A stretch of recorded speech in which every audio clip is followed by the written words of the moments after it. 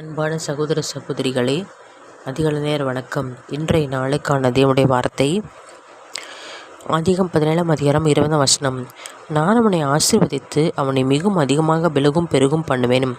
அவன் 12 பிறப்புகளை பெறுவான். அவனை பெரிய ஜாதியாக்குவேன். இப்படியாக இஸ்மவேலுக்காக ஆபிரகாம் செய்த விண்ணப்பத்தை கர்த்தர் கேட்டு இப்படியாக ஆசீர்வதித்தார். இப்படிப்பட்ட ஆசீர்வாதங்கள் நம் குடும்ப வாழ்க்கையில், நம் பிள்ளைகள் வாழ்க்கையில் நிறைவேற வேண்டுமானாலும் நாம் ஆபிரகாமை போல விசுவாசத்தோடு இருக்க வேண்டும். நம்முடைய ரட்சிப்பை புதுப்பித்து கொள்ள வேண்டும், அபிஷேகத்தை புதுப்பித்து கொள்ள வேண்டும்.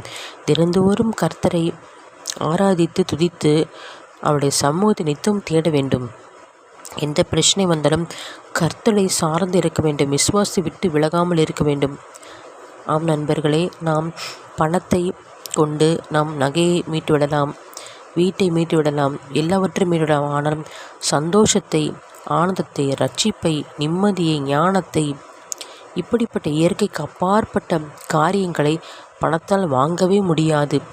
எவ்வளோ பெரிய விஞ்ஞானமானாலும் வாங்க முடியாது. ஆனால் கர்த்தர் நமக்கு இலவசமாகவே கொடுத்து விட்டார். 2000 வருஷத்துக்கு முன்பதாகவே சிலுவை மரணத்தின் மூலமாக கர்த்தர் நமக்கு நிம்மதியை, ரட்சிப்பை, சந்தோஷத்தை, ஞானத்தை, அறிவாற்றலை, விடுதலையை, மீட்பை, சமாதானத்தை, ஐஸ்வர்யத்தை எல்லாம் கொடுத்து விட்டார். நாம் அதை சொந்தரிக்க நாம் பிரயாசப்பட வேண்டும். தினந்தோறும் அதிகாலை புதிய கிருபைகளை கர்த்தரிடமாக கேட்க வேண்டும்.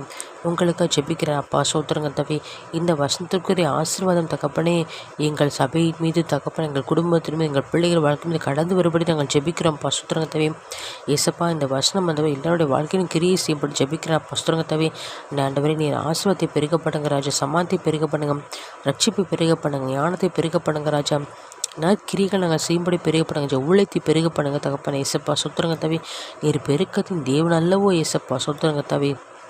மீட்பெரும் இரட்சகமாக்கிற இயேசு கிறிஸ்துவின் இன்ப நாமத்தில் ஜெபிக்கிறேன் ஜீவ நல்ல பிதாவே, ஆமேன். சோத்திரம்.